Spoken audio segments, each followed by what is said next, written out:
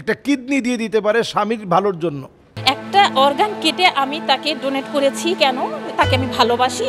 এত বড় অকৃতজ্ঞ মানুষ, তার শাস্তি কি হতে পারে সেটা একমাত্র আল্লাহ তাআলাই ভালো জানেন। আল্লাহর আদালতে আপনাকে শুধু জবাবদিহিতার কাঠগড়ায় না, বরং আপনি জালেম হিসেবে আল্লাহর কাঠগড়ায় দাঁড়াবেন। মানুষ যে অকৃতজ্ঞ এটা থেকে বোঝা যায়। স্বামীকে কিডনি দিয়ে প্রতারণার শিকার হয়েছেন টুনি নামে একজন নারী। তার প্রতারণার গল্প খবরের কাগজে প্রকাশের পর বিষয়টি বর্তমানে ভাইরাল ইস্যু সোশ্যাল মিডিয়ায়। এরপরই সেই নারীর পক্ষে নিজেদের সোশ্যাল হ্যান্ডেলে কথা বলছেন দেশের প্রতিষ্ঠিত ইসলামী বক্তারা। ওয়ালটন এখন দেশের সীমানা পেরিয়ে পৌঁছে গিয়েছে 50টিরও বেশি দেশে। ওয়ালটন, ঘরে ঘরে বিশ্বজুড়ে। নিজের জীবন বাজি রেখে তার জীবন রক্ষা করলো। একটা কিডনি দিয়ে দিতে পারে স্বামীর ভালোর জন্য। এখন নাকি ওই স্ত্রীকে ওই স্বামীর ভালো লাগে না। সামাজিক মাধ্যমে এই ঘটনা ঘিরে চলছে ব্যাপক আলোচনা সমালোচনা। কেউ কেউ স্বামীকে বলছেন অকৃতজ্ঞ, আবার কেউ ক্ষুব্ধ প্রতিক্রিয়া জানাচ্ছেন তার আচরণের বিরুদ্ধে। এই প্রেক্ষাপটে ইসলামী চিন্তাবিদ ও বক্তারাও বিষয়টি নিয়ে তাদের দৃষ্টিভঙ্গি তুলে ধরেছেন।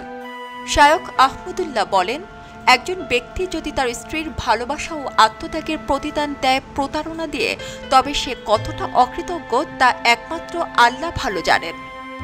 এক স্ত্রী যখন নিজের জীবনকে ঝুঁকিতে ফেলে স্বামীর জীবন রক্ষা করেন, তখন তার সাথে প্রতারণা করা মানে আল্লাহর দেয়া নিয়ামতের অস্বীকৃতি, আর আল্লাহর নিয়ামত অস্বীকার করা আল্লাহর আযাবের কারণ হতে পারে। মাওলানা সাদিকুর রহমান আজহারি বলেন, আজকের সমাজে যেখানে প্রতিদিনই বিবাহ বিচ্ছেদের খবর পাওয়া যায়, সেখানে একজন স্ত্রী স্বামীর জন্য নিজের কিডনি দান করেছেন। এ এক বিরল আত্মত্যাগ। সেই স্ত্রীর সঙ্গে অন্যায়কারী স্বামীকে আল্লাহর দরবারে জালেম হিসেবে দাঁড়াতে হবে। এ অন্যায়ের বিচার পরকালে হবেই। মাওলানা মাহমুদুল হাসান মনোয়ার বলেন, এই ঘটনা প্রমাণ করে মানুষ কতটা অকৃতজ্ঞ হতে পারে।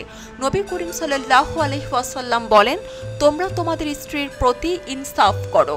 যারা এই ধরনের অন্যায় করে তাদের জন্য কিয়ামতের দিন কঠিন বিচার অপেক্ষা করছে।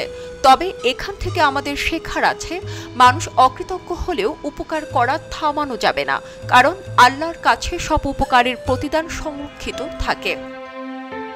এই ঘটনায় শুধু একজন নারী প্রতারিত হননি, বরং প্রশ্ন উঠেছে মানবতা, দায়িত্ববোধ ও কৃতজ্ঞতার বিষয়েও। ইসলাম স্পষ্টভাবে অন্যায়ের বিরুদ্ধে অবস্থান নেয় এবং নারী পুরুষের মধ্যে পারস্পরিক সম্মান ও দায়িত্বের উপর নজর দেয়। ডেস্ক রিপোর্ট, খবরের কাগজ। খবরের কাগজ, নিখাত, নির্ভীক, নিরপেক্ষ।